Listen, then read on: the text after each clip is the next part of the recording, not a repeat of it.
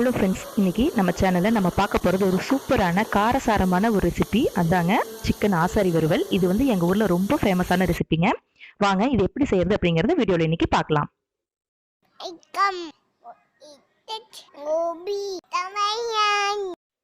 இந்த ரெசிபி செய்யறதுக்காக இன்றைக்கி வந்து 1 கிலோ அளவுக்கு சிக்கன் வந்து வெட்டி சுத்தம் பண்ணி எடுத்து வச்சுருக்குங்க. மிளகாய் வந்து விதைகள் இல்லாமல் இந்த மாதிரி கிள்ளி எடுத்து வச்சுக்கோங்க. நான் இன்றைக்கி இதுக்கு வந்து 25 மிளகாய் அளவுக்கு சேர்க்குறேன். நல்லா காரமாக இருந்தால் நீங்கள் வந்து 20 மிளகாய் கூட சேர்த்துக்கலாம். இஞ்சி பூண்டு பேஸ்ட் வந்து ஆப்ஷனல் தாங்க. நான் வந்து ஒரு 2 டீஸ்பூன் அளவுக்கு வந்து எடுத்து வச்சுருக்கேன். அப்புறம் சின்ன வெங்காயம் வந்து நல்லா ஒரு கையளவுக்கு வந்து சுத்தம் பண்ணி எடுத்து வச்சுக்கோங்க உரிச்சு. அப்புறம் இதுக்கு தேவையான பொருட்கள் வந்து எண்ணெய், உப்பு, கருவேப்பிலை, இவ்வளோ தாங்க இதுக்கு தேவையான பொருட்கள். இப்போது கடாய் வந்து அடுப்பில் வச்சுக்கலாங்க. இது வந்து நல்லா சூடானதுக்கப்புறம் இதில் வந்து நம்ம தாளிக்கிறதுக்கு தேவையான அளவு வந்து எண்ணெய் சேர்த்துக்கலாம். நான் வந்து ஒரு 3 ஸ்பூன் அளவுக்கு எண்ணெய் விட்டுருக்கேன். எண்ணெய் சூடானதுக்கப்புறம் இதில் கடுகு சேர்த்து நல்லா பொரிய விட்டுருங்க. கடுகு பொரிஞ்சதும் நம்ம வந்து கிள்ளி எடுத்து வச்சுருக்க வரமிளகாய் வந்து சேர்த்துக்கலாங்க. இந்த ரெசிபிக்கு வரமிளகாய் தாங்க ரொம்ப முக்கியமான பொருள். இப்போது இதில் வந்து நம்ம கருவேப்பிலையும் வெங்காயம் வந்து சேர்த்துக்கலாம். நீங்கள் வந்து மிளகாய் வந்து கருகிரும் அப்படின்னு பயந்தீங்கன்னா ஃபஸ்ட்டே வந்து வெங்காயம் கருவேப்பிலையும் சேர்த்துட்டு அதுக்கப்புறம் மிளகாய் சேர்த்து வதக்கி விட்டுக்கோங்க.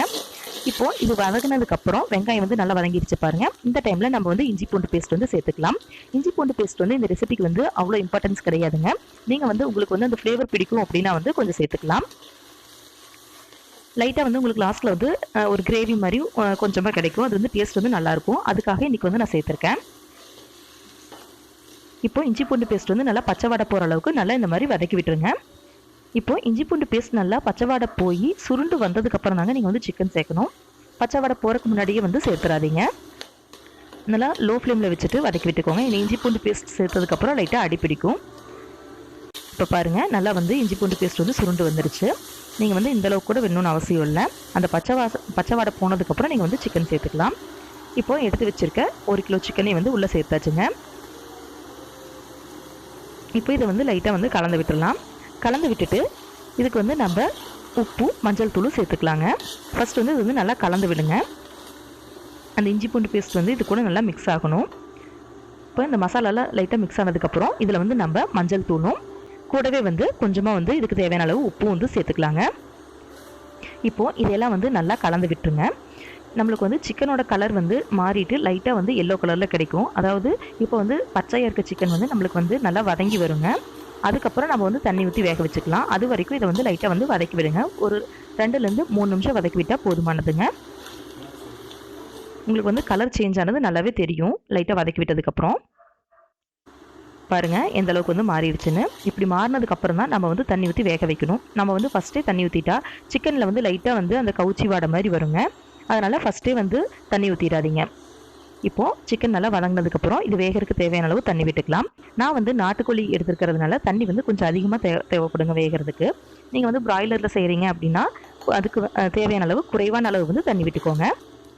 தண்ணி சேர்த்துட்டு இதை வந்து லைட்டாக இந்த மாதிரி கலந்து விட்டுக்கோங்க. இப்போ இதை வந்து மூடி வச்சு நல்லா வேக வைக்க போகிறோம். நம்மளுக்கு வந்து இந்த சிக்கன் நல்லா வெந்து இந்த தண்ணி ஃபுல்லாக ட்ரை ஆகி வரணும். அது வரைக்கும் இதை வந்து வேக விடலாங்க. இப்போ பாருங்கள், தண்ணி வந்து நல்லா மலமலன்னு கொதிச்சிட்ருக்கு. இந்த தண்ணியில் வந்து சிக்கன் நல்லா வெந்துட்டு இந்த தண்ணி வந்து ஃபுல்லாக சுண்டிடணும். அந்த டைமில் நம்மளுக்கு வந்து சிக்கன் ரெடி ஆயிருங்க. இப்போ பாருங்கள், லைட்டாக வந்து அப்பப்போ இந்த மாதிரி திறந்து பார்த்து கிளறி விட்டுக்கலாம். நாட்டுக்கோழிங்கிறதுனால இது வந்து சமைக்கிறதுக்கு 1/2 மணி நேரத்துலேருந்து 3/4 மணி நேரம் ஆகுங்க. இதே வந்து நீங்கள் வந்து பிராய்லர் செய்கிறீங்கன்னா சீக்கிரம் செஞ்சிடலாம். இப்போ பாருங்கள், தண்ணி வந்து ஃபுல்லாக ட்ரை ஆயிடுச்சு. பார்க்கவே எவ்வளோ கலர்ஃபுல்லாக சூப்பராக இருக்குது பாருங்கள். அந்த மிளகாயெல்லாம் வந்து அப்படியே நல்லா கரைஞ்சி நல்லா உங்களுக்கு வந்து டார்க் கலராக கிடச்சிருக்கு. டேஸ்ட்டும் வந்து அவ்வளோ சூப்பராக இருக்குங்க. ஒரு டைம் செஞ்சிங்கன்னா இனிமேல் சிக்கன் எடுக்கும் போதெல்லாம் இந்த மாதிரி செய்யணும் தான் நினைப்பீங்க. உங்கள் வீட்டில் இருக்கிற எல்லாருக்கும் இந்த டேஸ்ட் வந்து ரொம்ப பிடிக்கும். கண்டிப்பாக இந்த ரெசிபியை எல்லோரும் ட்ரை பண்ணி பாருங்கள். ட்ரை பண்ணி பார்த்துட்டு எப்படி இருந்துச்சு அப்படிங்கிறத கமெண்ட்டில் வந்து மறக்காமல் தெரியப்படுத்துங்க. நம்ம மிஸ்ஸஸ் கோபி சமையல் சேனலை இது வரைக்கும் சப்ஸ்கிரைப் பண்ணாமல் இருந்தீங்கன்னா கண்டிப்பாக சப்ஸ்கிரைப் பண்ணிக்கோங்க. கூடவே அந்த பெல் பட்டனையும் ப்ரெஸ் பண்ணிக்கோங்க. அவ்வளோதான், நம்மளுடைய சிக்கன் ரெடி ஆயிடுச்சு. இப்போ மேலே வந்து லைட்டாக கொத்தமல்லி தழை வந்து கார்னிஷிங்காக தூவி இதை வந்து பரிமாறிடலாங்க. பாருங்கள், நம்ம சிக்கன் வந்து எவ்வளோ சூப்பராக ஜூஸியாக இருக்குன்னு.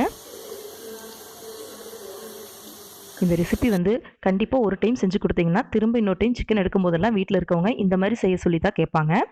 அவ்வளோ சூப்பராக இருக்குங்க. அதுவும் இந்த மழைக்காலத்துலையெல்லாம் இந்த மாதிரி செஞ்சு சாப்பிடும்போது ரொம்ப சூப்பராகவும் டேஸ்ட்டாகவும் இருக்குங்க. கண்டிப்பாக இதை வந்து ட்ரை பண்ணி பாருங்கள். ரொம்ப நன்றி. Thank you.